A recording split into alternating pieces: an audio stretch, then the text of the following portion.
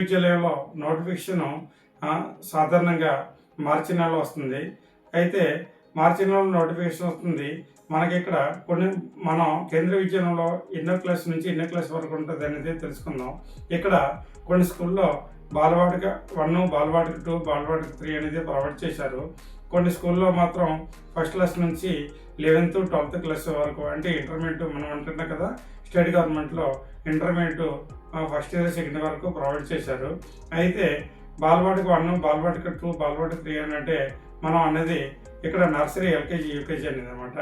ఇక్కడ బాలవాటిక 1కి జాయిన్ అవ్వాలంటే కంపల్సరీగా మార్చి 31కి 3 సంవత్సరాలు నిండి ఉండాలి. అదే 1వ క్లాస్కి జాయిన్ అవ్వాలంటే మార్చి 31కి 6 సంవత్సరాలు కంప్లీట్ అయ్యి ఉండాలి. అయితే ఇక్కడ బాలవాటిక 1 అనేది ఆన్లైన్లో మనం అప్లై చేసుకోవాలి. ఇక్కడ 1వ తరగతి కూడా ఆన్లైన్లో అప్లై చేసుకోవాలి. బాలవాటిక 2, బాలవాటిక 3కి మార్ల సెకండ్ క్లాస్ నుంచి 8th క్లాస్ వరకు కూడా ఆఫ్లైన్లో మనం రిజిస్ట్రేషన్ చేసుకోవాలి.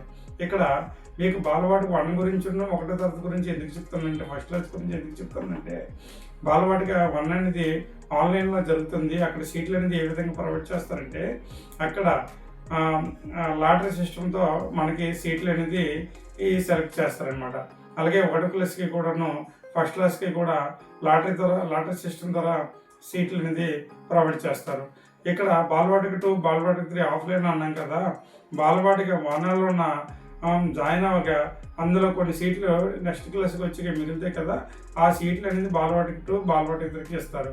అలాగే సెకండ్ క్లాస్ నుంచి 8th క్లాస్ వరకు కూడాను ఫస్ట్ క్లాస్లో ఉన్న ఎవరైనా పిల్లలు వేకెంట్ అయ్యి ఉంటే అప్పుడు సెకండ్ క్లాస్కి నుంచి మనకి సీట్లు ఇస్తారన్నమాట. సీట్లు అనేది అవైలబిలిటీ ఉంటుంది. అయితే మనం ముందుగా చెప్పాలనుకుంటే, ఫస్ట్ క్లాస్ నుంచి చెప్పుకోవాలనుకుంటే, ఇక్కడ రిజర్వేషన్ అనేది ఏ విధంగా ఉంటుందంటే, రిజర్వేషన్ అనేది ఫస్ట్ మొట్టమొదటిగా కేంద్ర ప్రభుత్వ ఉద్యోగస్తుల పిల్లలకి ప్రైవేట్ అనేది ఈ స్కూల్లో ఇస్తారనమాట. ఇక్కడ సెంట్రల్ గవర్నమెంట్ ఎంప్లాయీస్, రైల్వేలో కానీ, పోస్టులు కానీ, అలాగే ఆర్మీ, నేవీ, ఎయిర్ ఫోర్స్ వాళ్ళ పిల్లలకి ఇక్కడ ప్రైవేట్ ఇస్తారు. ఆ మిగతా సీట్లు అనేది అక్కడ మన ఆర్టీఏ రైట్ టు ఎడ్యుకేషన్ విద్యా హక్కు చట్టం కింద 25% ప్రొవైడ్ చేస్తారు. ఇది ఈ రిజర్వేషన్ కాకుండా ఇక్కడ OBC reservation, schedule tribes, schedule castes ఉంటాయి. ఆ రిజర్వేషన్ ఎలా ఉంటుందంటే, ఓబీసీకి 27% ఉంటుంది, షెడ్యూల్ క్యాస్ట్కి 15% ఉంటుంది, షెడ్యూల్ ట్రైబ్స్కి 7.5% ఉంటుంది. అలాగే డిజేబుల్డ్ పిల్లలు ఉన్నారంటే వాళ్ళకి 3% అనేది రిజర్వేషన్ అనేది ఉంటుంది.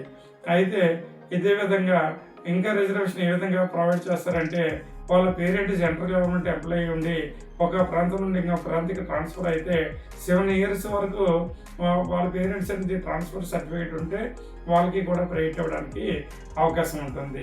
అదేవిధంగా 1 గర్ల్ బేబీ అంటే ఒక బాలిక అనేది వాళ్ళకి ఒకే బాలిక అయి ఉంటే ఆ పిల్లలకి కూడాను అక్కడ రిజర్వేషన్ అనేది వాళ్ళకి ఇస్తారనమాట. ఆ విధంగా రిజర్వేషన్ ఇస్తారు. అదేవిధంగా నాన్ క్రిమి లేయరు అంటే బిలో ప్రావర్టీ లైన్ అంటే పేద దారిద్ర్య రేఖ దిగువన ఉన్నటువంటి కుటుంబాల వాళ్ళ పిల్లలకి కూడాను ఇక్కడ ప్రైవేట్ ఇస్తారు. వాళ్ళ కేటగిరీలో ఫిలప్ అయిపోయిన తర్వాత రిమైనింగ్ సీట్లు అనేది ఈ పిల్లలకి ఇస్తారు. ఇక్కడ ఫీజులు అనేది కూడా చాలా ఎక్కువ ఏమి ఉండదండి. ఈ ఫస్ట్ క్లాస్కి సెకండ్ క్లాస్కి పిల్లలకి ఫీజు 500 మాత్రమే ఉంటుంది. అలాగే థర్డ్ క్లాస్ నుంచి వాళ్ళకి 8th క్లాస్ వరకు ఒక 600 per month ఉంటుంది అనమాట. ఫీజు కూడా ఏముండదు. విశాలమైన పెద్ద గ్రౌండ్ ఉంటుంది. పిల్లలకి సిబిఎస్ఈ సిలబస్, సెంట్రల్ గవర్నమెంట్లో మన యూపీఎస్సీ కానీ ఏదైనా కేంద్ర ప్రభుత్వ ఉద్యోగాలు తీసుకోవడానికి కూడా సెలెక్ట్ అవ్వడానికి, ప్రిపేర్ అవ్వడానికి వీరికి ఈ సిలబస్ అనేది అనుకూలంగా ఉంటుంది. ఇది అయితే కావాల్సినటువంటి డాక్యుమెంట్స్ ఏంటంటే, మనం తప్పనిసరిగా పిల్లల యొక్క బర్త్ సర్టిఫికేట్ ఉండాలి, డేట్ ఆఫ్ బర్త్ సర్టిఫికేట్ ఉండాలి, రెండవది ఆధార్ కార్డు ఉండాలి, వాళ్ళ పేరెంట్ సర్వీస్ సర్టిఫికేట్, ఏదో సెంట్రల్ గవర్నమెంట్ ఎంప్లాయీ అయితే సర్వీస్ సర్టిఫికేట్ ఉండాలి.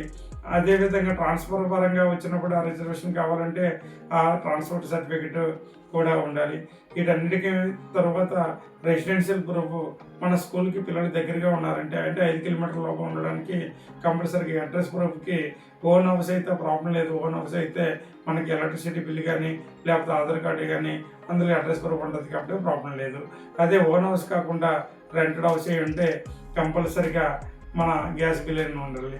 మనం రిజిస్ట్రేషన్ చేసేటప్పుడు మనం ఫస్ట్ రిజిస్ట్రేషన్ చేసేటప్పుడు ఏ విధమైన అడ్రస్ ప్రూఫ్ డోర్ నెంబర్తో సహా ఇచ్చామో పేరెంట్ నేమ్ అదే ఫాదర్ నేమ్ కానీ మదర్ నేమ్ కానీ అందులో ఏ విధంగా ఇచ్చామో అదే విధమైన అడ్రస్ ప్రూఫ్లు కూడా ఆ విధంగా ఉండాలి. లేదంటే అమంతరం మారిందంటే మన సీట్ అనేది రిజెక్ట్ అవ్వడానికి అవకాశం ఉంది. ఈ విధంగా ఇవన్నీ కూడా మీరు ఎప్పుడో నోటిఫికేషన్ పడేటప్పుడు మన సర్టిఫికేట్ ఉంచుకుంటాం కదా తెచ్చుకుందాం అనే అనుకోకుండా ఇప్పుడే మనం జాయిన్ చేయాలనుకుంటే మనం ఇప్పటి నుండే ప్రిపేర్ అయ్యి ఆ సర్టిఫికేట్లు ఉంచుకుంటే మనకి ఫిబ్రవరి లాస్ట్ వీక్ కానీ లేదా మార్చి ఫస్ట్ వీక్ కానీ నోటిఫికేషన్ రిలీజ్ అవుతుంది. ఏప్రిల్ ఫస్ట్ వీక్లోన మ్యాక్సిమము మనం సెలెక్ట్ అయ్యామో లేదనేది మనం వెబ్సైట్లోన సీట్లు చూసుకోవచ్చు, మన పేరు అనేది చూసుకోవచ్చు. లేదంటే మనం ఏ స్కూల్లో అప్లై చేస్తామో ఆ స్కూల్లోన బయట నోటీస్ బోర్డులు అంటిస్తారు. నోటీస్ బోర్డులు కూడా మన పేరు సరిగా ఉందా లేదని మరిన్ని అప్డేట్స్ గురించి రాబోయే అప్డేట్స్ నేను నెక్స్ట్ వీడియోలో తయారు చేస్తాను. నా వీడియో చూసినందుకు మీకు అందరికీ ధన్యవాదాలు.